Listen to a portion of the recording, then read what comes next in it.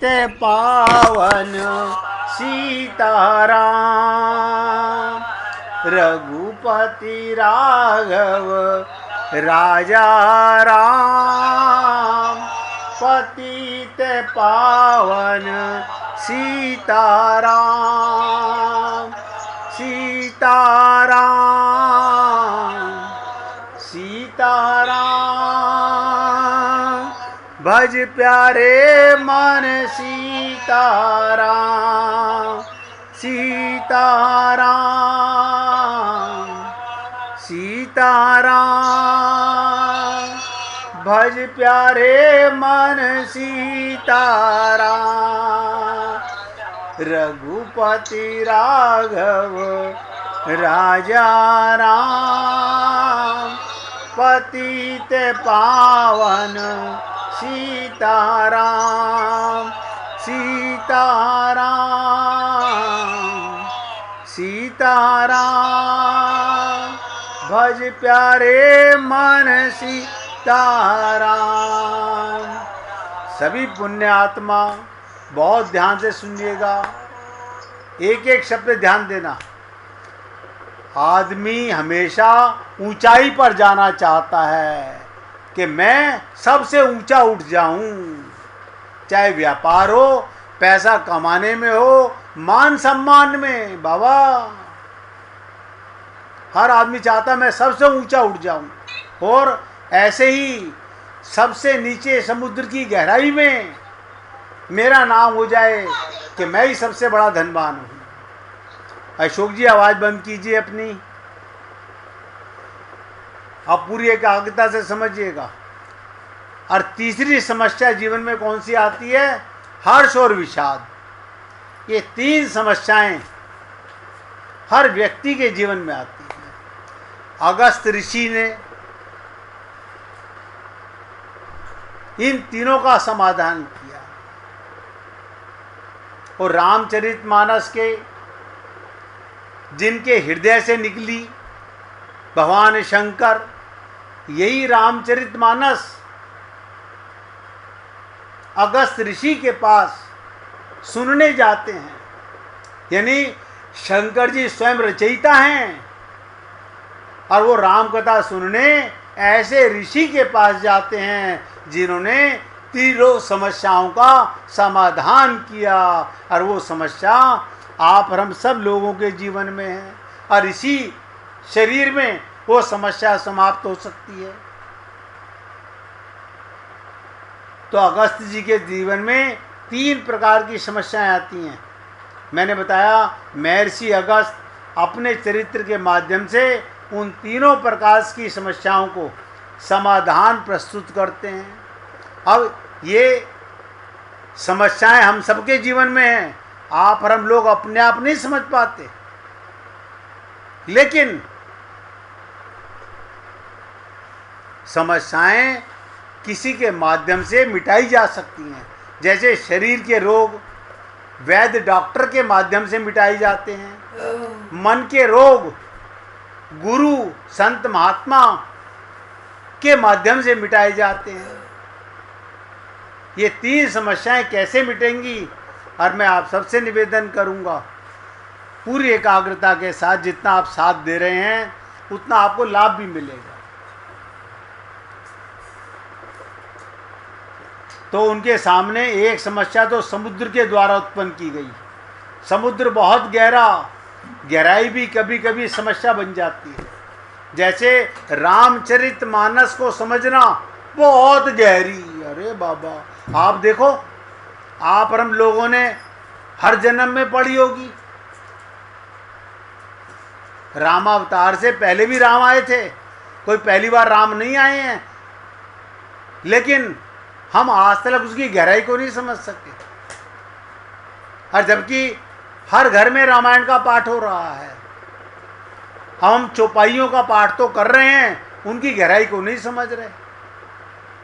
तो समुद्र की गहराई की एक समस्या, समुद्र की गहराई से जो संकट उत्पन्न हुआ उसका भी समाधान अगस्त जी के द्वारा दिया गया। दूसरी ओर ऊंचाई की समस्या उत्पन्न कर दी। ऊंचाई और गहराई दोनों ही अच्छी हैं, परंतु समुद्र की गहराई और विंध्याचल की ऊंचाई समस्या बन जाती है, समाज में संकट उत्पन्न कर देती है। समाज के सामने ऐसा संकट आने पर अगस्त जी सामने आए। तीसरी समस्या दंडकारण्य। ये दंडकारण्य कहाँ पर है, ध्यान से सुनिएगा। अगस्त जी सारा जीवन रहे नॉर्थ इंडिया के अंदर और दंडकारण्य है साउथ के अंदर, जहाँ भगवान राम भी गए थे। अब ध्यान से समझिएगा कि चीज को, दंडकारण्य में ये अगस्त जी क्यों गए? महर्षि अगस्त दंडकारण्य की ओर गए और वहीं निवास करने लगे। वहां एक अनोखी समस्या आई। दंडकारण्य की भूमि राक्षस निवास करते थे। दंडकारण्य के अंदर बहुत सारे राक्षस निवास करते थे और वहां पर अगस्त जी गए कि आखिर क्या वजह है। इस समस्या का समाधान भी अगस्त जी के चरित्र के माध्यम से दिया गया। इस कथा का मुख्य तात्पर्य महर्षि अगस्त में ज्ञान योग, ध्यान से सुनो, भक्ति योग और कर्म योग के मार्ग में आने वाली समस्याओं का समाधान दिया गया। आप और हम लोग कर्म करते हैं, कर्म योग में भी समस्याएं आती हैं, ज्ञान योग उसमें भी समस्याएं आती हैं और भक्ति योग उसमें भी समस्याएं आती हैं। तीनों का समाधान उनके जीवन में, इन तीनों की पूर्णता है। हमारे जीवन में संत तो हैं, ध्यान दीजिएगा, अगस्त जी ही कुंभज ही हैं। क्या मतलब? महर्षि अगस्त का परिचय बड़ा अनोखा दिया गया। अभी आपने सुना ना, शंभु गए कुंभज जुग पाए ऋषि पाही। जिस समय भगवान शंकर ने सती जी से कहा, शंकर भगवान की पत्नी सती, उन्होंने कहा वो कथा सुनने जा रहे हैं। तो सती जी ने पूछा, वो किससे कथा सुनने जाते हो? आपसे भी कोई पूछ सकता है। तो शंकर जी ने मुस्कुराते हुए कहा, कुंभज से। सुनकर सती जी चकित हो गई। कुंभज माने जिसका जन्म घड़े से हुआ हो। उनका ये नाम बड़ा विचित्र सा और विरोधाभासी लगता है। जिन्होंने समुद्र को पी लिया उन्हें कहते हैं वो घड़े के बेटे हैं। तो अगस्त जी को, जो आप लोगों ने आज तक सुना होगा कि अगस्त जी ने समुद्र को पी लिया था, क्या बताओ, वो घड़े के बेटे हैं, इसलिए उनको कुंभज कहलाए। इससे बढ़कर आश्चर्य की बात और क्या होगी? पहले तो समुद्र घड़े में समा नहीं सकता, ध्यान दीजिएगा, फिर उसके बेटे के पेट में कैसे समा गया? जब घड़े में समुद्र नहीं आ सकता तो उनका कुंभज से पैदा हुआ बेटा अगस्त ऋषि वो समुद्र को कैसे पी गए, उनके पेट में कैसे समा गया? लेकिन कई प्रकार से इसका समझने का प्रयत्न करेंगे। सती जी ने कहा आप और कुंभज से, अर्थात एक घड़े के बेटे के साथ कथा सुनने जा रहे हो। उत्तर में शंकर जी ने क्या कहा? राम कथा तो अगाध समुद्र है। क्या बताओ, ये भगवान शंकर बोल रहे हैं अपनी पत्नी से कि राम कथा तू सरल मत समझ, अगाध समुद्र है, उसमें तो समुद्र की तरह गहराई है और कथावाचक तो वही हो सकता है। ध्यान दीजिएगा, कथावाचक कौन हो सकता है? जो समुद्र को घड़े में ला सके, जो समुद्र को घड़े में ला सके। एक एक शब्द पे ध्यान देना। तो कौन ला सकता है? जो कुंभज का बेटा है अगस्त ऋषि, अनंत रूप में विस्तृत ईश्वर को अपने घट में ला सके। अब आप देखिएगा, आपका और हमारा घट, अंतःकरण जिसे बोलते हैं, वो मलिन है, माया से भरा हुआ है, संसार से भरा हुआ है, ममता मोह आसक्ति से भरा हुआ है। अंदर राम बैठे हुए हैं। अगर राम से प्रेम हो जाए तो सारी रामायण आपके अंदर आ गई। रामायण का मतलब क्या होता है? राम का घर। हमने क्या करा? अपने घरों में मंदिर बना लिए, हमने राम दरबार स्थापित किया हुआ है, हमने राधा कृष्ण बैठा रखे हैं। अरे बाबा, अंतःकरण में क्या है? अंतःकरण में हमारा परिवार है। देखो कमाल की चीज, यानी जहां भगवान है वहां तो परिवार है, और जहां परिवार होना चाहिए वहां पर हमने भगवान को विराजमान किया हुआ है। ये हम लोग बुद्धिमान हैं। अब बड़े अपने आप को बुद्धिमान समझते हैं। तो भगवान शंकर ने अपनी पत्नी से कहा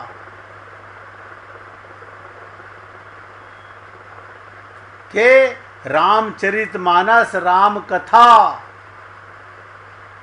अगाध समुद्र है, और कथावाचक वही हो सकता है जो समुद्र को घड़े में ला सके, यानी भगवान को अपने घड़े में ला सके। तो ये कैसे बने? अगस्त जी ने राम को अपने हृदय में रखा हुआ है। अब आप बताइएगा, समुद्र को पिया कि नहीं पिया? भगवान क्या है? समुद्र समान विभू। जैसे हम हैं अणुचित और भगवान विभूचित। हम हैं एक पानी की बूंद के समान और भगवान है सागर के समान।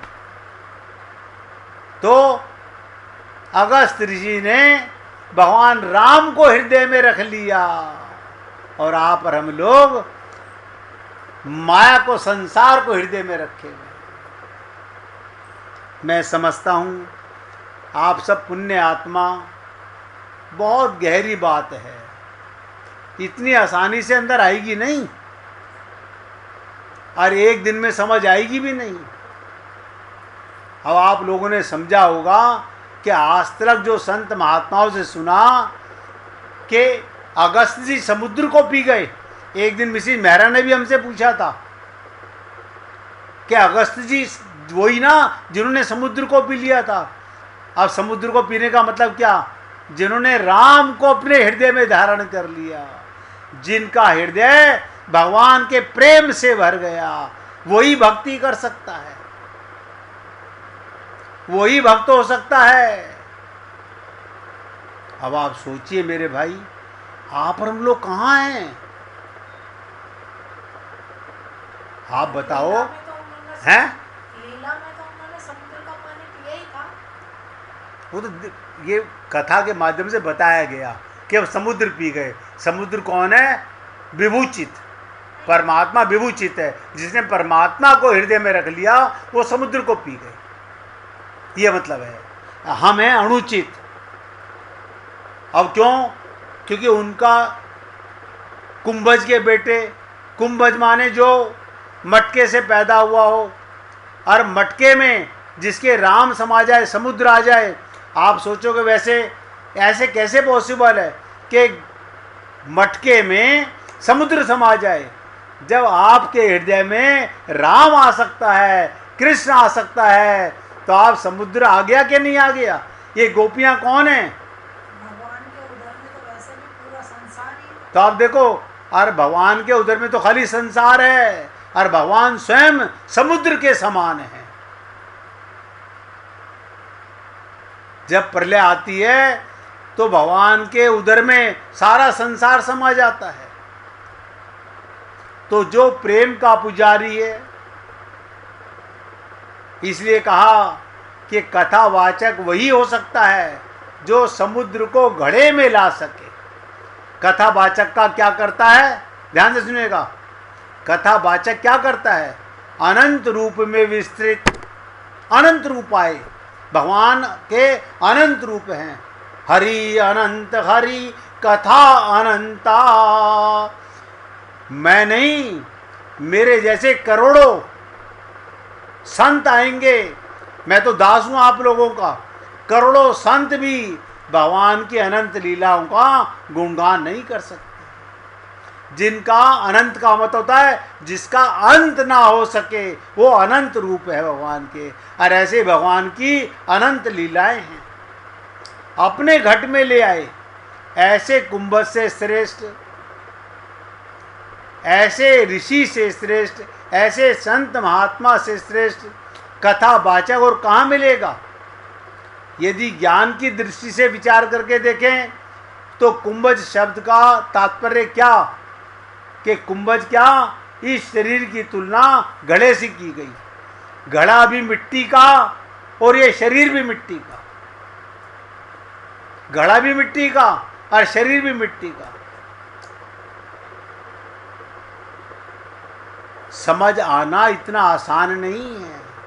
इसकी चर्चा भी 2-3 दिन तक करूंगा। कल एग्जाम्पल देके समझने का प्रयत्न करूंगा कि हम कैसे समझें। आपके हृदय में राम आ जाएं तो आप सोचिए, जब परमात्मा आ गए और परमात्मा के हृदय में सब कुछ है, तो सारा जहां परमात्मा के हृदय में है, तो आपके हृदय में कौन आया? जो परमात्मा के हृदय में सब कुछ है, वो परमात्मा आपके हृदय में आ गया। तो ऐसा संत महात्मा संसार में बहुत दुर्लभ से मिलता है। इसलिए आपसे निवेदन कर रहा हूं, पूरी एकाग्रता के साथ समझने का प्रयत्न कीजिए। कहत कठिन समझत कठिन। अब एक छोटी सी लीला सुन लीजिए। रामचरितमानस भगवान शंकर के हृदय से प्रकट हुई और उसके रचयिता तुलसीदास जी। और देखिए, जिस किसी को भजन सुनाना हो तो निकाल के रखना भैया। तुलसीदास जी, देखो बड़ी विचित्र लीला सुनाने जा रहा हूँ और आप लोगों ने कई बार सुनी होगी। तुलसीदास जी जब वृंदावन आए तो तुलसीदास जी जानते थे कि राम और कृष्ण दो नहीं हैं। वो जानते थे कि कृष्ण ही राम है और राम ही कृष्ण है।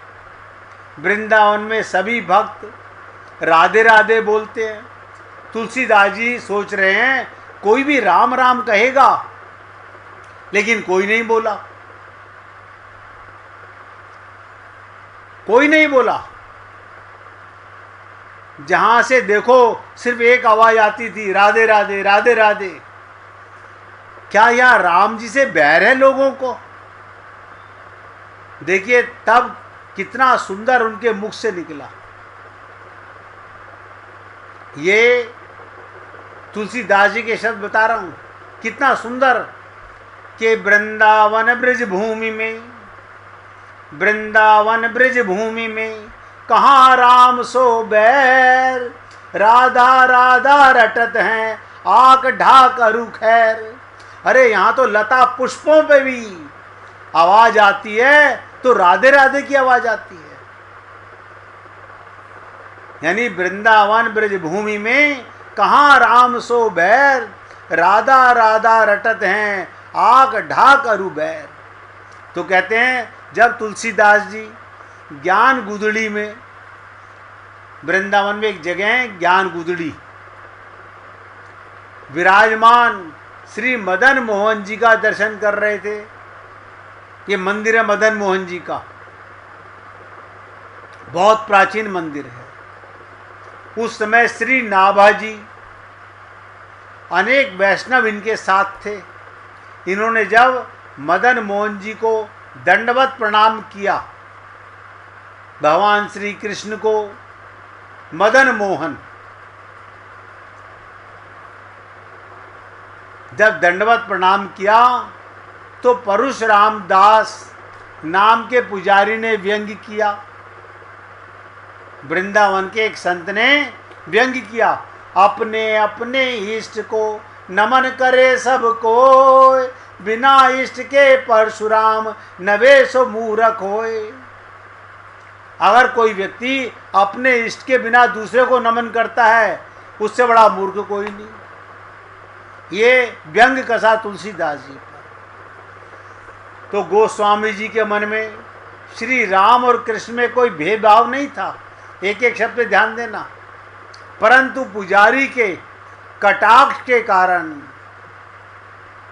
आपने हाथ जोड़कर तुलसीदास जी ने मदन मोहन जी ठाकुर जी से निवेदन किया, हे ठाकुर जी, हे श्री कृष्ण, हे राम, मैं जानता हूँ आप ही राम हो, आप ही कृष्ण हो, लेकिन आज आपके भक्त के मन में भेद आ गया है। क्या कहा? आज आपके भक्त के मन में भेद आ गया है। आपको राम बनने में कितनी देर लगेगी? आप राम बन जाइए। आप तो कितनी बार बन चुके हो, आप राम बन जाइए। ये रामचरित में भी आया कि तुलसीदास जी ने कैसे कहा, कहा कहो छवि आज की भले बने हो नाथ, तुलसी मस्तक नवत है धनुष बाण लो हाथ। ये मन की बात बिहारी जी मदन मोहन जी जान गए। अब फिर देखिए क्या हुआ, कित मुरली कित चंद्रिका, कित मुरली कित चंद्रिका, कित गोपिन के साथ, अपने जन के कारणे कृष्ण भये रघुनाथ। भगवान अपने भक्त के कारण क्या नहीं बन सकते, तुरंत भगवान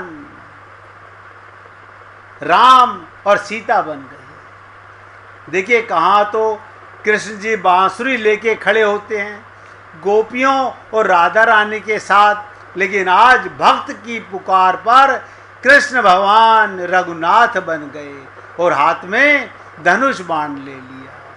इसलिए हे पुण्य आत्माओं, आप अगर चाहो तो इसी जन्म में अपना कल्याण सुनिश्चित कर सकते हो। बस चाह की बात है। अगर चाह पक्की, ये सेवक आपकी सेवा पूरी तरह करना चाहता है, सिर्फ आपसे निवेदन करना चाहता हूँ, अपनी एकाग्रता मत छोड़िएगा। अगस्त जी के माध्यम से कर्म मार्ग, ज्ञान मार्ग और भक्ति मार्ग तीनों पर कल फिर दृष्टांत देते हुए चर्चा करूँगा, जिससे आपके मन में कोई भी भ्रम सदा के लिए मिट जाए। भाई जी भजन सुनाना चाहती हैं, अब आप उनसे भजन सुनिए। सुनाइए भाई जी।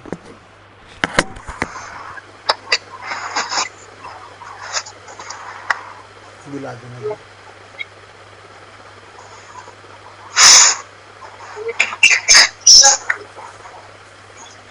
मुरली बनूंगी ओ मोहना, तेरी मुरली बनूंगी ओ मोहना, तेरे मन में बसूंगी ओ मोहना, तेरी मुरली बनूंगी ओ मोहना। तुम चंदन बनो मैं रोही बनो, तुम चंदन बनो मैं रोली बनूं, माथे पे मिलेंगे ओ मोहना, माथे पे मिलेंगे ओ मोहना, तेरी मुरली बनूंगी ओ मोहना। तुम कजरा बनो मैं चितवन बनो, तुम कजरा बनो मैं चितवन बनो, नो में मिलेंगे ओ मोहना, नैनों में मिलेंगे ओ मोहना, तेरे मन में बसूंगी ओ मोहना। तुम पुष्प बनो मैं डोरी बनूं, तुम पुष्प बनो मैं डोरी बनूं। माला में मिलेंगे ओ मोहना, तेरे मन में बसूंगी ओ मोहना। तेरी मुरली बनूंगी ओ मोहना। तुम बंसी बनो मैं सरगम बनूं, तुम बंसी बनो मैं सरगम बनूं। भजनों में मिलेंगे ओ मोहना, तेरी मुरली बनूंगी ओ मोहना। तुम बारिश बनो मैं बिजुली बनूं, तुम बारिश बनो मैं बिजुली बनूं। सावन में मिलेंगे ओ मोहना, सावन में मिलेंगे ओ मोहना। तेरी मुरली बनूंगी ओ मोहना। तुम कान्हा बनो मैं राधा बनूं, तुम कान्हा बनो मैं राधा बनूं। मधुबन में मिलेंगे ओ मोहना, रास लीला में मिलेंगे ओ मोहना। तेरी मुरली बनूंगी ओ मोहना। तुम कृष्ण बनो मैं अर्जुन बनूं, तुम कृष्ण बनो मैं अर्जुन बनूं। गीता में मिलेंगे ओ मोहना, तेरे मन में बसूंगी ओ मोहना। तेरी मुरली बनूंगी ओ मोहना। बोलिए वृंदावन बिहारी लाल की जय। जय जय श्री राधे, जय जय श्री राधे। बोलिए लाल जी का मंगल हो, सभी भक्तों का मंगल हो। सबको राधे राधे भैया, सबको राधे राधे भाई, राधे राधे, राधे राधे जी, राधे राधे, राधे राधे सबको, राधे राधे भैया, राधे राधे सबको।